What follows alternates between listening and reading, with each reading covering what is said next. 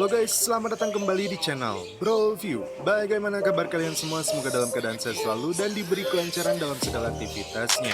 Masih bersama saya Stephen yang akan menjelaskan alur cerita filmnya. Kali ini saya akan menjelaskan alur cerita film yang berjudul 300. Film ini mengisahkan tentang Raja Sparta yang memimpin 300 pasukannya untuk melawan tentara Persia yang sangat kuat dan berniat menaklukkan Yunani.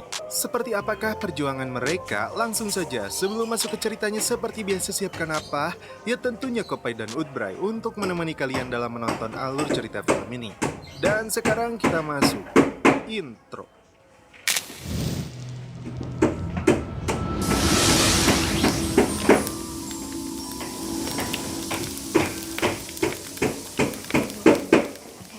Dikisahkan, seorang anak yang lahir dari bangsa Sparta akan melalui proses seleksi. Jika bayi itu terlihat kecil, lemah, dan cacat, maka akan dibuang. Anak-anak Sparta yang baru bisa berdiri akan dibaptis dalam api tempur.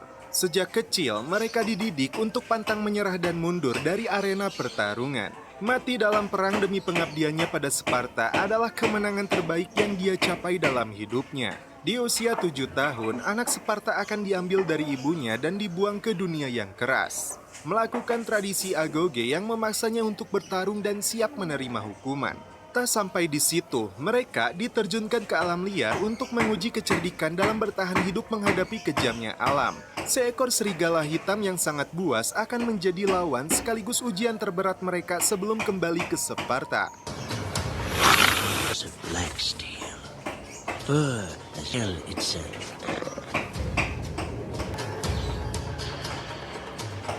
To the meal to come.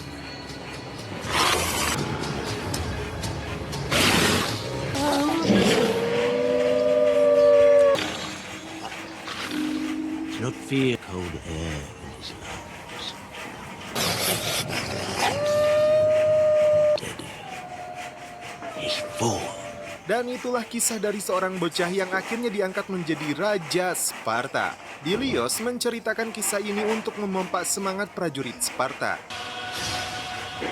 In modern as then a beast approaches. This beast is made of army of slaves vast beyond imagining, ready to justice. It was King Leonidas. Dan inilah sosok Leonidas, Raja Sparta. Dan istrinya adalah Ratu Gorgo. Mereka dikaruniai seorang anak laki-laki. Utusan Persia datang minta bertemu dengan Leonidas. Konsul Teron mengantar utusan itu untuk bertemu Leonidas. Utusan itu membawa pesan untuk menyita tanah dan air dari bumi Sparta, atau nyawa mereka semua akan melayang karena menentang dan tidak mau tunduk kepada Dewa Raja Xerxes. Leonidas sudah mendengar bangsa Athena menolak penjajahan bangsa Persia ini. Dan detik ini juga dia harus menentukan keputusannya, tunduk atau melawan penjajahan dari Raja Xerxes. Setelah melihat raut wajah permaisuri, inilah keputusan Leonidas.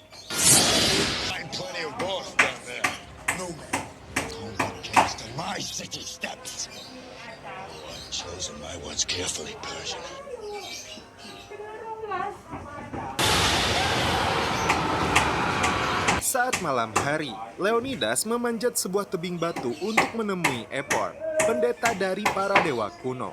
Dengan wajah buruk rupa akibat keturunan cacat perkawinan sedarah. Sebelum berperang, Raja Sparta diharuskan meminta restu dari mereka. Leonidas menjelaskan strategi perang yang akan dia lakukan untuk menahan gempuran pasukan Persia yang diprediksi berjumlah ratusan ribu prajurit. Leonidas menyerahkan satu kantong emas untuk menyuap para dewa yang tamak dan korup ini. Leonidas dan pasukannya akan menahan serangan Persia di pantai utara. Mereka menolak karena Sparta tidak akan berperang di masa Karneia saat festival kuno berlangsung. Leonidas terpancing emosinya.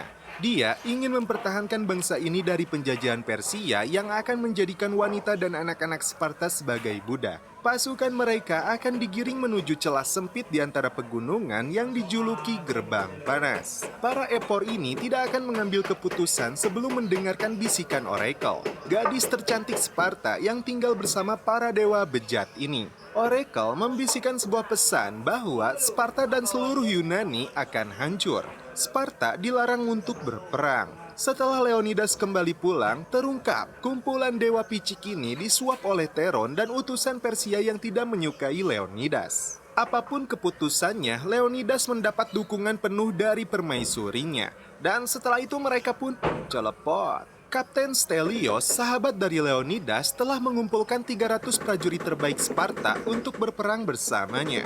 Bahkan, anak Stelios yang bernama Astinos diikutsertakan karena dinilai telah berani dan siap tempur. Teron datang membawa dewan penasehat agar Leonidas menghormati keputusan Oracle agar pasukan Sparta tidak berperang. Leonidas beralasan 300 prajurit Sparta yang dia bawa hanyalah sebagai pengawal pribadi dalam agenda jalan-jalan santuy untuk melemaskan otot kakinya. Ribuan prajurit Sparta lainnya akan tetap berada di kerajaan. Tidak ada salam perpisahan, kesedihan, dan rasa lemah. Leonidas hanya menatap istri dan anaknya yang harus tetap tegar. 300 pasukan Sparta ini akan berperang untuk mempertahankan tanah air, keluarga, dan kebebasan manusia. Saat dalam perjalanan, Leonidas bertemu Dexus yang ingin ikut serta dalam peperangan ini. Dia meremehkan Sparta yang hanya membawa 300 prajurit dalam perang besar ini. Leonidas kemudian menanyai satu persatu prajurit Dexus. Ada seorang petani, ada yang mengaku tukang patung, dan hingga pandai besi. Dan bagi pasukan Sparta, ini jawabannya. Hari itu, mereka melihat Ephialtes, orang Sparta yang mengalami cacat fisik sejak lahir. Dia lolos dari pembunuhan adat karena orang tuanya kabur. Sebuah desa yang mereka lewati luluh lantah akibat serangan dari pasukan pengintai Persia. Prajurit Persia sempat melakukan formasi pertahanan, namun rupanya yang muncul adalah seorang bocah yang dibiarkan masih hidup. Dia menggambarkan kekejaman pasukan Persia yang membawa makhluk buas dengan cakar dan taring. Puluhan penduduk desa ini mereka gantung di sebuah pohon untuk melemahkan pasukan Sparta. Singkat cerita, mereka sampai di gerbang neraka. Ribuan kapal yang membawa pasukan Persia telah tiba. Hujan dan petir yang datang menenggelamkan sebagian prajurit mereka yang belum sempat mengangkat pedang. Reserve. Only our king. Di kerajaan, Ratu dibantu seorang konsul yang memihak kepadanya akan berusaha mengumpulkan dewan untuk mendukung Leonidas dalam perang ini, agar mereka bisa menurunkan seluruh pasukan Sparta. Dexos yang berasal dari Arkaida ciut nyalinya setelah melihat Raja Xerxes menerjunkan semua kekuatannya untuk melumat mereka. Tapi bagi Sparta, jumlah mereka tidak menjadi alasan untuk mengendorkan semangat. Justru mereka senang akhirnya menemukan lawan yang sebanding. Ketika prajurit Sparta sedang menumpuk bongkahan batu untuk menggiring pasukan Persia ke celah sempit, muncullah utusan mereka.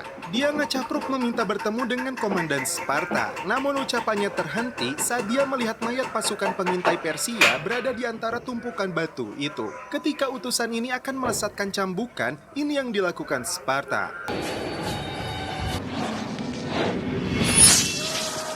Tangannya dipotong sebagai simbol perlawanan.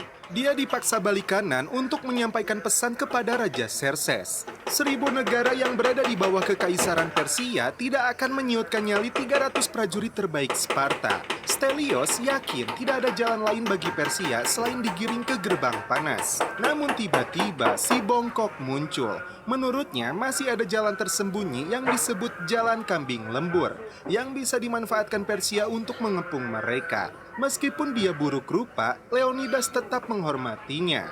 Ephialtes ingin bertempur bersama Sparta untuk memulihkan nama baik ayahnya. Dia menunjukkan kekuatan tangannya. Namun sayang, saat Leonidas mengecek caranya memegang perisai, Ephialtes tidak bisa mengangkatnya lebih tinggi. Perisai itu menjadi inti kekuatan Sparta untuk melindungi diri sendiri dan rekan mereka di sampingnya. Dengan terpaksa, Leonidas menolaknya untuk ikut berperang, kecuali mau membantu menjadi tim medis dan pangan. Leonidas menyuruh Stelios untuk mengirim pasukan Pocian ke Jalan Kambing itu, dan dia berharap tidak ada seorang pun yang membocorkannya pada musuh. Ribuan pasukan Persia dari batalion pertama mulai menyerang. 300 prajurit Sparta berada di celah gunung itu untuk menahan serangan dan balik menghabisi mereka.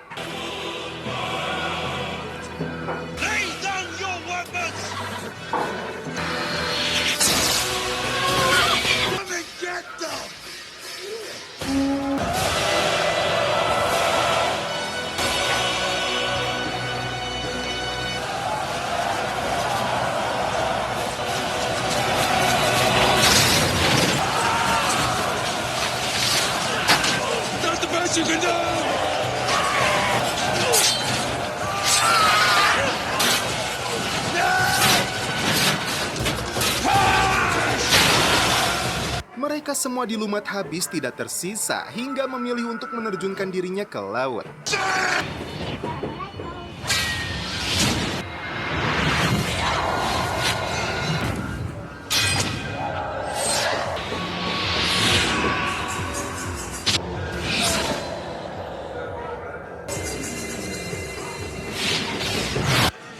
Well, let's give them something to drink!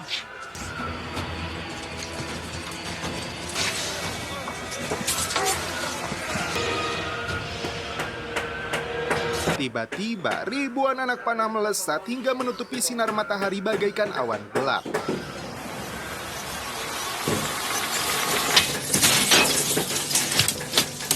Seketika, mereka berlindung menggunakan perisai.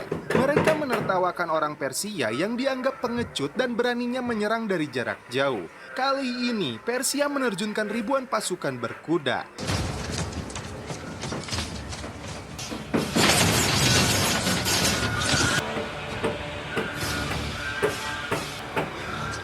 Easy, son.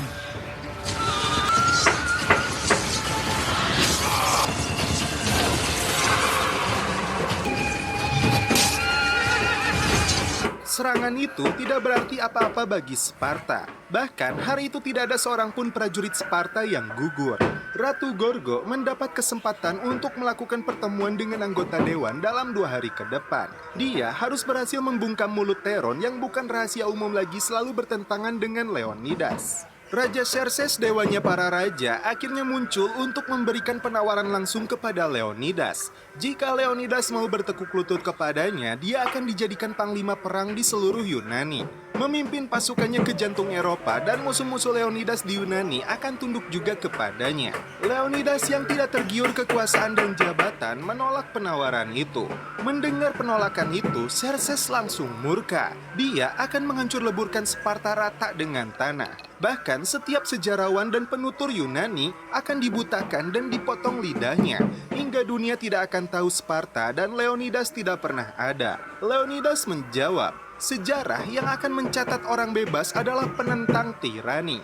Sebelum peperangan ini berakhir, Leonidas berjanji seorang dewa raja sekalipun akan berdarah. Karena penolakan itu, Persia kembali menerjunkan pasukan elitnya yang disebut sebagai pasukan abadi. Fighting force in all of Asia.